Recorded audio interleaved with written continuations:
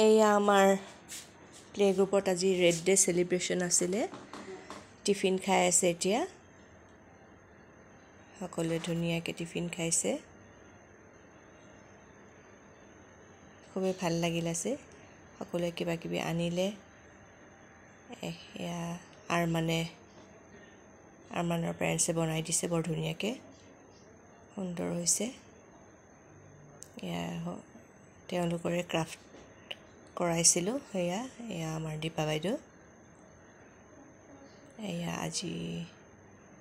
নতুন এটা আহিছে সৰু ল'ৰা সৰু মানে সকলোৱে সৰু আজি আহা এজন আৰু বেছি সৰু এয়া মই গোলাপ ফুল মাৰিছোঁ